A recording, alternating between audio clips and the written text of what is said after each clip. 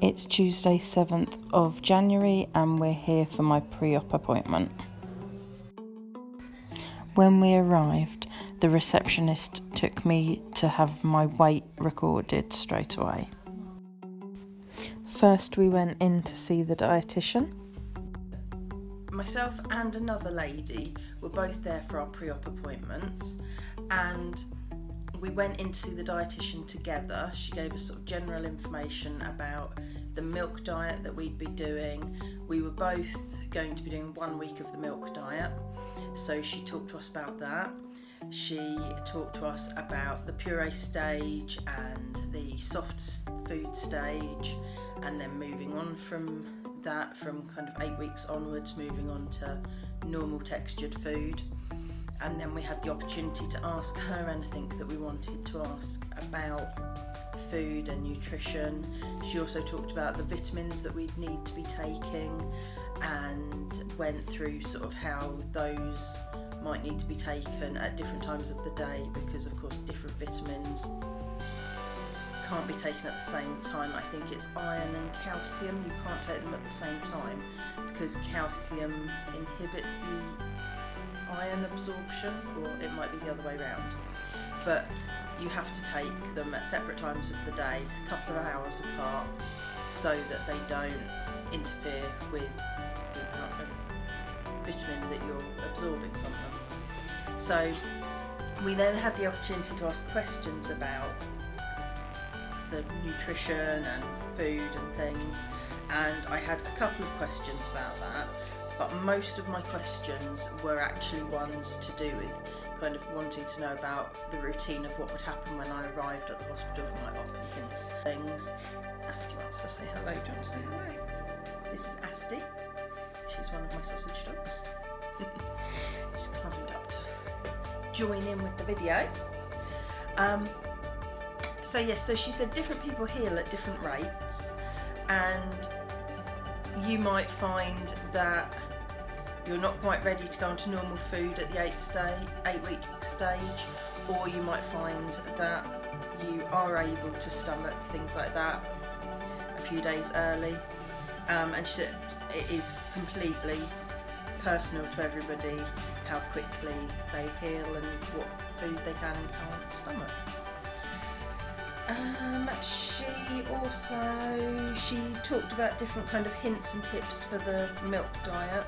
So she said for the 4 pints of milk a day, she recommended putting that 4 pints of milk separate to the rest of the family's milk, and kind of keeping it separate, making sure that that 4 pints was earmarked just for you, that you weren't having to try and kind of guess how much you needed to have if someone had accidentally used your 4-pinter of milk in their coffee, for example. So that was really good. And she said on the milk diet, day 3 is the worst day of the milk diet. People feel really rubbish that day. They feel kind of just like they want to crash. They are grumpy and irritable. So that's just kind of a warning for your friends and family, your work colleagues who might be around you on that kind of 3rd day. And I'd heard lots of people say that day 3 of the milk diet is the worst. I think I will be on day 3 of the milk diet at the weekend, and it's a weekend that I'm not working. So unfortunately for my wife and my daughter Teddy, they might bear the brunt of that, or I might just spend the whole day asleep in bed. We don't know yet. So she talked a little bit about making sure that you have normal bowel movements during the milk diet. She said that of course you're consuming liquid for a week, so you can assume that your bowel movements will be more liquid than normal, just because you're not eating solid food. But she said if it's excessive, they don't want you to get dehydrated. So she said phone the Loxwood Centre if you are experiencing that. They can talk through what might be beneficial to you. Asti, you're walking all over my paperwork. And if necessary, you could switch over to the food version of the liver reduction diet, but that is just as a absolute extreme if you do have a bad reaction to the milk diet and they are worried about you getting dehydrated.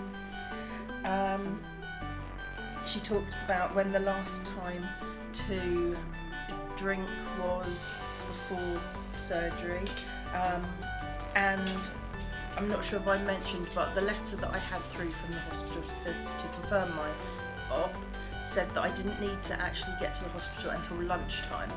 So some people will need to arrive at the hospital for 7:30 in the morning, and those are the people that are on the schedule for morning operations, and they are now starting to implement people who are on the afternoon surgery list will go in at lunchtime, so that you're not just sitting around in the hospital for kind of 5 hours that you don't actually need to be there.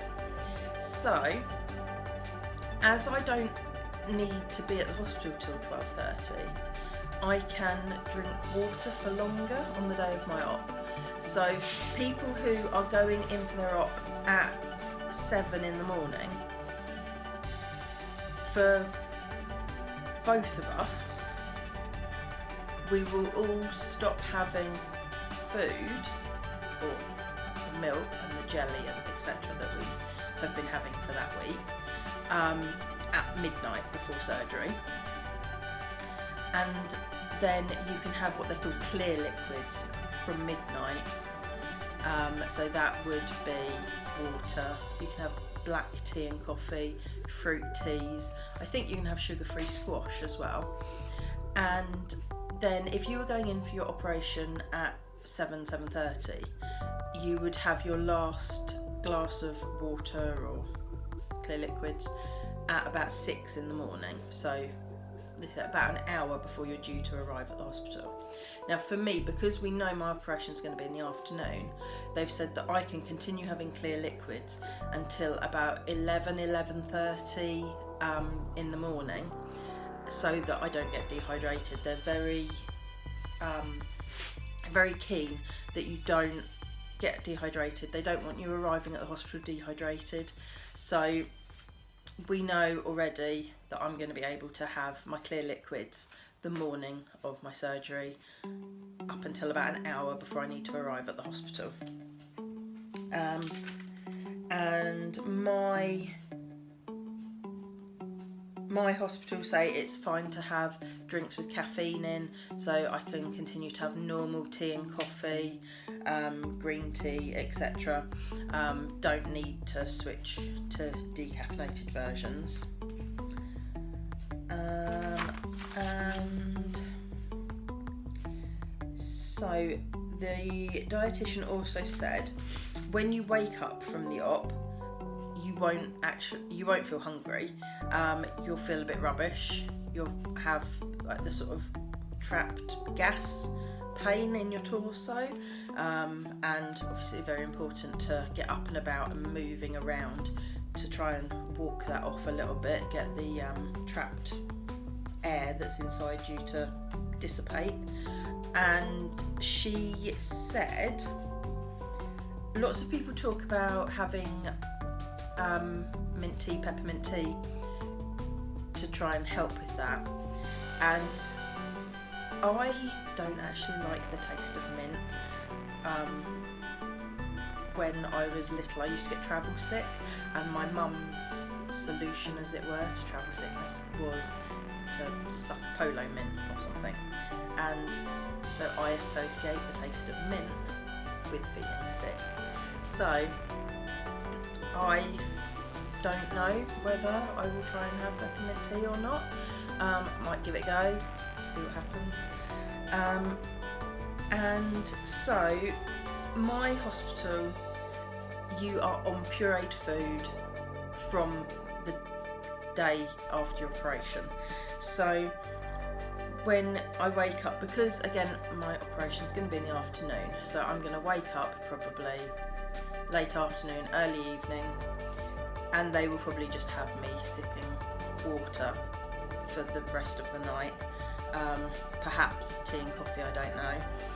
And then I would imagine that from the next day they're going to start giving me purees, and they'll give me little ramekins of pureed things in the hospital.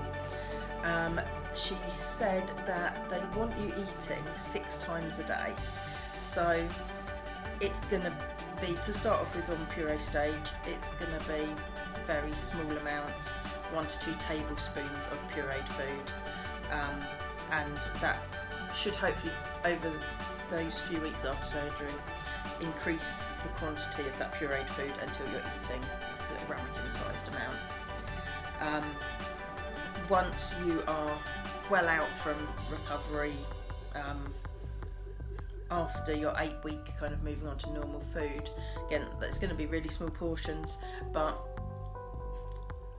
they say that you will eventually be on to eating sort of a side plate sized amount of food. And she said, think of a side plate as being sort of your hand span. So that is kind of what you're aiming for. And she said the lifelong sort of thing, once you are on normal texture food, is that you're going to eat your 3 meals a day and 2 snacks. So they are kind of, right from the get-go, when you first had your op, they're trying to get you into this habit of eating. You want to eat kind of every 3 hours or so, small amounts. So yeah, they say from puree stage, 6 times a day, and then eventually that's going to become your 3 meals and your 2 snacks. Obviously she talked about eating slowly, chewing the food lots, because you want your saliva to be starting the breakdown digestion process in your mouth, because you're not going to be doing that in your stomach anymore. So you want the food to be as kind of broken down as possible before you swallow it, and then it's kind of ready there when it gets down to this part. She talked about making sure we drink enough water, continuing to make sure we're getting 2 litres of water a day, and of course you can't just down a glass of water anymore, so being in the habit of having a bottle of water with you, constantly having sips of water but not gulping lots of water down. So she also talked about vitamins, B12 injection you have to have every 3 months, you have that at your GP surgery, and you're going to be taking a multivitamin, a vitamin D and iron tablets. And we talked about prioritising protein, and that I will have regular appointments with the dietitian for the 2 years following the surgery. So after I saw the dietitian, I came out, both myself and the other lady that were there for our pre-ops, we came back out into the waiting room, and the nurse called the other lady in for her appointment with the nurse, and she gave me the paperwork for my blood tests, and she sent me to go and get my blood tests done while she was seeing the other lady, and then we would swap around. So once I got back from having my blood tests done, I had kind of 5 minutes or so before the other lady came out from her appointment with the nurse. I then went in. Now the nurse did the sort of general things, going through kind of my details that they had, making sure that they had all the correct information about any previous operations that I may or may not had, which I haven't. The only time I've had a general anaesthetic, I think I've mentioned it before, is that I had some wisdom teeth out probably about 12 or 14 years ago, and that is the only time I've had a general anaesthetic. So she went through all my medical history bits and pieces, she took my blood pressure, she took my blood oxygen level with the little thing they put on the end of your finger. She did a swab for MRSA, and she measured my neck, and she measured my waist, and she measured my hips for their records. And that was kind of all of the actual documentation that she needed to do. And then we actually spent the rest of the time going through the questions that I had brought with me.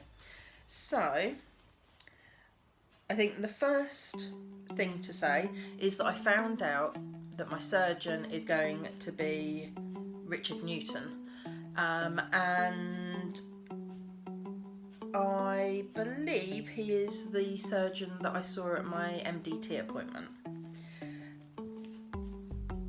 So, first of all, the nurse talked about any tablets that you're currently taking. Now, the only tablets that I take are my anti-anxiety tablets, which is sertraline. And so she said take them as usual up to the day of surgery, and I take them before I go to bed. So I'll take my last one before I go to bed. She said if you're in the habit of taking them in the morning, you could take those in the morning before your cut-off time, if you're not being able to have liquids anymore. So I will be taking the last one of those before bed. And I asked about when I would then resume taking them again. She said she wouldn't be too concerned if I didn't take them the night of my surgery day, because my operation's in the afternoon, so I'm likely to still be very sleepy and groggy in the evening. So she said if I do feel up to taking it that evening, then no problem, but otherwise resume taking it the following day. I can cut it in half if I need to. I take the 100mg ones, so they're a little bit bigger than the 50mg ones that I used to have. She said they will give me pain medication in the hospital. That will be, I think, paracetamol based, effervescent paracetamol, dissolvable paracetamol. And you can also have a diclofenac suppository while you're in the hospital as well. And she said please don't avoid taking that if you need it, just take it. Some people are very, in Britain we don't really have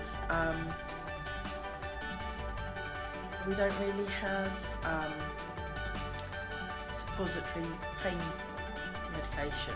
I know lots of people, especially if you've got young children, it's the norm in European countries to give children paracetamol suppositories as pain medication. And I know that some people, perhaps they've moved to the UK from a European country and they've been trying to get it for their children, and you have to ask for it in the pharmacy, and it's just not a common thing that we really have here. So a lot of adults are just not used to the idea of it, so they don't like the idea of having the suppository medication. But the nurse said please, just if you need it, take it. So I think that's all I need to say about medication, because I don't really take anything apart from my sertraline. I asked whether I would need to wash with the special soap the night before the op, and I know some people, if you have operations, you have to wash with a special soap twice, the morning before and then the morning of. And she said no, you'd only need to do that if your MRSA swab came back positive. So don't need to do that, or at least I haven't had a phone call from them saying that I've tested positive for MRSA, so I'm assuming I'm not going to need to do that. And my next batch of questions were kind of asking what would be the process of when I arrive at the hospital. So I'm going to be arriving at the hospital at lunchtime, so 12:30 I need to arrive at the ward, and at the moment they've told me I'm going to the ward where I will be after surgery, but she said it's not unusual for them to phone you the day before surgery and say, actually, can you go to the pre-op ward instead of the ward you're going to be on once you come back. So I asked who I would see when I arrived. She said that the nurse will obviously do the blood pressure and bits and pieces like that. I will see the anaesthetist and the surgeon, and Debbie should be able to wait with me while I'm waiting to go down to the theatre.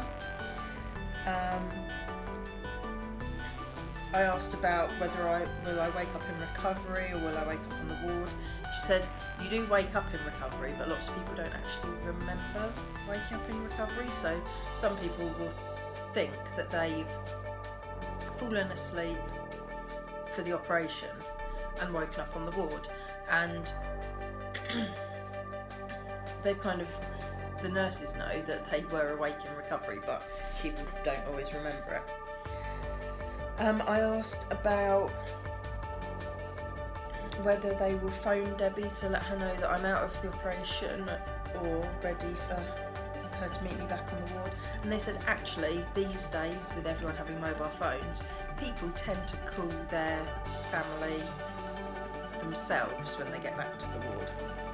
And she said the first thing everyone normally does when they get wheeled back to the ward is look on their phones and call their person and update their social media and post little vlogs saying I'm out of surgery, I'm still alive, etc.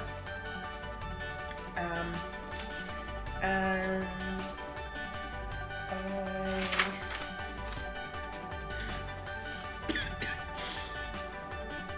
I asked about will I have a drip in my hand when I wake up. She said yep, should have a drip, and probably either an oxygen mask or the little thing that puts oxygen in your nostrils.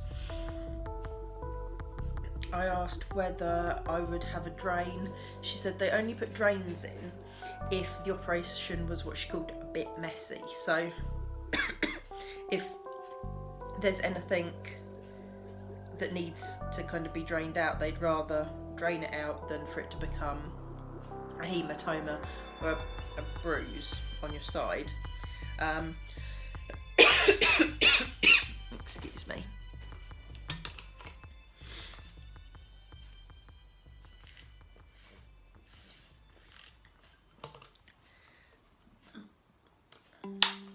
So she said you only have the drain if you need it. If they do have to put the drain in, they will take it out the following day. And I asked about having pain medication. I've already spoken about that. And I asked about the stitches. I asked do they do dissolvable stitches on your outside incisions, or do they glue? And she said as far as she knows, all the surgeons at my hospital do dissolvable stitches. It's personal preference whether a surgeon stitches or glues. She said it would be quite good if they glued, but she said she thinks that they all do dissolvable stitches. They will dissolve in 7 to 10 days. And I asked about having a shower. She said fine to have a shower the day after the op. And I asked about removing dressings and whether you get sent home with spare dressings. I think you probably do get sent home with spare dressings, but she said that her advice is that when you have that shower the day after your op, take the dressings off and leave them off so that the incisions can get air to them so they can start healing up properly. I also asked about do you have to do the like rehabilitation thing for your lungs where you blow into like a little clear box that has balls in it, and you have to blow into it and raise the balls up to a certain level and keep them there for a certain amount of time. And she said no, they'd only ask you to do that if they actually had concerns about your lung capacity, and as I don't have any pre-existing conditions with my lungs, that I shouldn't need to do that.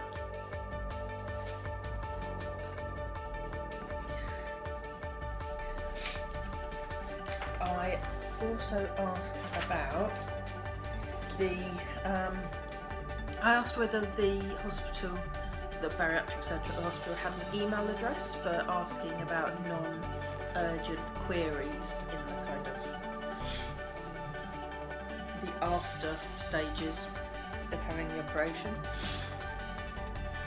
And she said no, they don't. It is just phone them, leave a message on their answer phone, and the nurse or the dietitian, whoever is the best person to answer, will phone you back in a couple of days. And I asked about the potential for a sort of newsletter type thing. When I went for my MDT appointment, I asked about this, and the nurse said she thought that would be a really good idea if they did something like it. Just to tell past patients about any changes, any kind of more recent updates with aftercare practice and things like that. And she said they don't have plans for doing a newsletter, but they have been talking about developing kind of an app that patients can log on to so that you can view sort of frequently asked questions and things like that.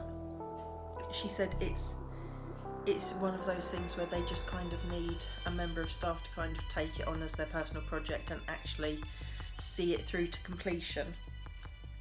So I think that is probably all to say about that. She gave me the forms that I need to fill out. So I've got 2 copies of this. So I need to initial and sign it, and then 1 copy's for me, 1 copy is for them. So I take that back with me on the day of my op, and it's sort of just saying that I understand kind of risks, complications, aftercare going forward. It does also have a little bit that says about things that people normally pack and bring with them. Says about recovery and the actual surgery. It's got quite a good little picture of the surgery there. So yeah, so that's for me to sign and give back to them. Bits about if you're diabetic, about adjusting your medication. Bit for women of childbearing age, making sure that you're on a contraceptive because they recommend you don't become pregnant for at least 12 months after surgery, etc, etc. So there is that there. Okay.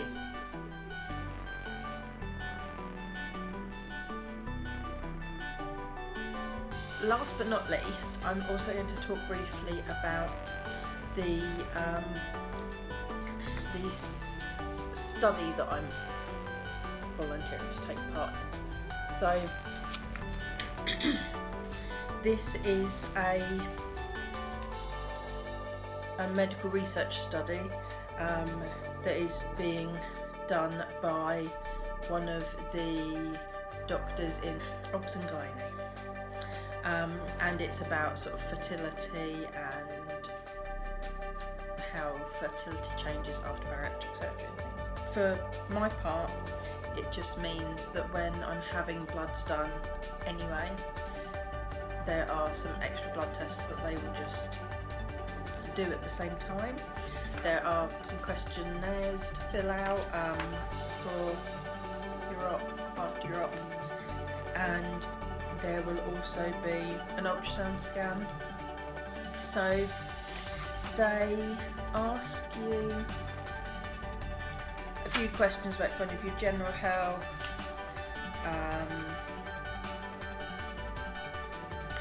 Do you work? Do you have a partner? Do you have children already? What is your reason for having bariatric surgery? Asks a little bit about sort of what your general diet is like. Then it goes on to ask about what your periods are like. So it asks when you had your first period, asks if you have regular periods, and sort of what the number of day range is for your periods. And then asks if you've been diagnosed with polycystic ovary syndrome, and asks about if you have any excessive body hair. There's like a little thing where you can circle how much excessive body hair you have. I'll probably put some pictures in of the form. I filled this out now, but before I filled it out I took some photos of it, so I'll pop some photos on so you can see what I'm talking about. Asks if you've been pregnant before. Asks if those pregnancies were conceived naturally or whether you required fertility treatment. Asks if you're planning any pregnancies in the future after your bariatric surgery. Asks about methods of contraception that you've used, and can you see what I've written there? In the right place. What method of contraception are you currently using? Lesbianism. I write it on all the forms because, to be honest, I think that the people taking the results of the forms probably need a bit of a laugh. So there you go. And it's true. It's true. So then there's some sort of questions about how you feel about your body image, and things like that. Asks you whether you think your current weight interferes with carrying out day-to-day activities like being able to pick up objects from the floor, enjoying free time, socialising, etc.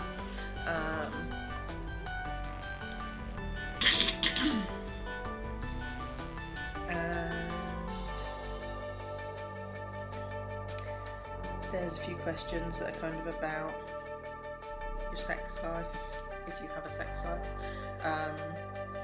And yeah, it's all kind of agree, neither, disagree, etc. And I think they probably, so this is the one that I've done before surgery, and then I think a set amount of time after surgery, they probably ask the same thing again and see if your answers have changed. So there's that. I will probably see the doctor who is conducting this research study, probably meet with her, I think probably the morning of my operation. I might need to go into the hospital a little bit before that lunchtime time on my admittance letter to meet with her, because there is meant to be a scan that she will do as part of her research. So I am just waiting to hear from her to find out if there's a specific time that she wants me to go in just before my op for that. So that is all that happened at my pre-op appointment, and I have now got about 3.5 weeks to go before my surgery. So really excited. So I will see you later, guys. Thank you for watching. Bye bye.